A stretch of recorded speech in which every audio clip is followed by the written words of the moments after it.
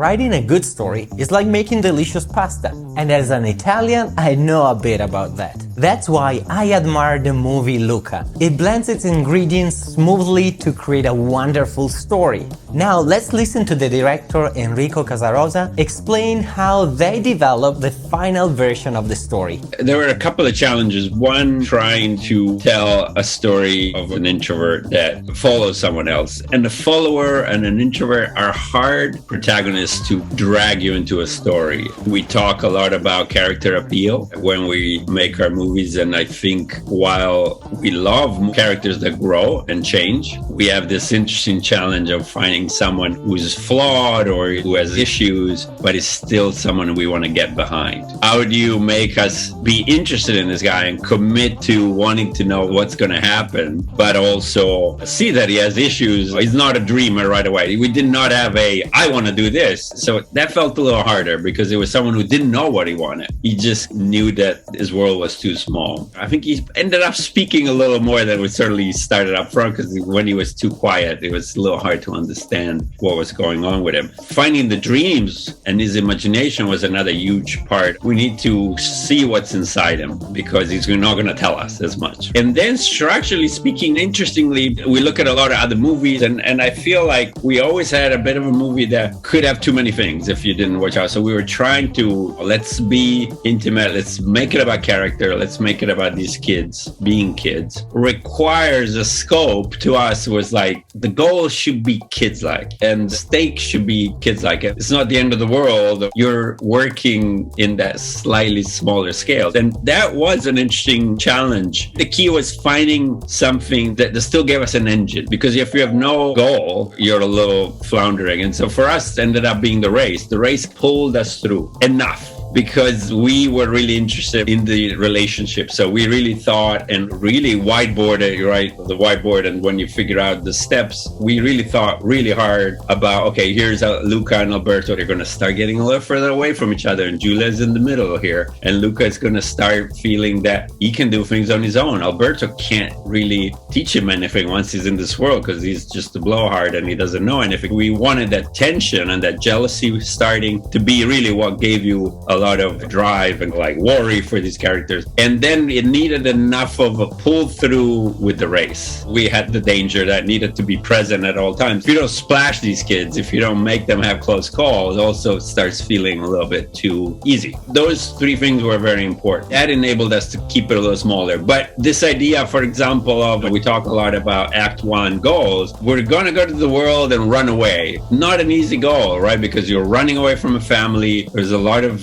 hand-wringing and worry about like, wow, he's doing this crazy thing, right? That he's leaving his own family. What are they going to do over there? What is he really thinking? We thought we could hang enough on this. Oh yeah, it's not a very smart plan here. They dream of getting a Vespa and running away, gives it its own flavor and its own kid-like logic. The other thread that was important to keep things in play were the parents. Actually, the parents chasing them came later in the process. And that B story does help to bring a little pressure and a little bit of tension. Makes it a little more okay that, yeah, these guys have run away, but they're not super far yet. So there's a few great elements that kind of came into place. It was an interesting thing about trying to keep it simple, but there's also a lot of meat on the fire. It was a strange thing because, for example, we had a lot of discussions about, but is this a story about Luca and Alberto? Or is it a story about this big world and the two worlds coming together? And it's more of almost like a Romeo and Juliet story. There's two worlds that need to come together and they hate each other. Balancing those two and trusting that it'd be okay that they were two stories here was a big part of it. Certainly we felt like Luca and Alberto are the main thing. We're going to put those other thematics on a lower priority. That level of simplicity and intimacy in the story is something that I really appreciated. The fact that the external stake is small and concise. Yeah, it was interesting. One movie we looked at that I found fascinating was Breaking Away. It is always interesting to look at other movies and reading this history about it. There were two scripts. There was a script about a coming of age, and there was a story about a race. And one was about the town and how the Cutters didn't get along with the college kids. First of all, I love that movie. There was something that it's okay that sometimes there's two things going on. Allow it. That you don't have to absolutely say, no, it's too complicated. because even though we might have felt it was complicated, the movie is relatively simple. So that was definitely helpful as you go through and do I have too much meat on the fire, or how do you balance two different stories? Finding out the most important one and trusting that the character movements, the character getting along, not getting along, starting to worry, would carry us through. Here's a little secret.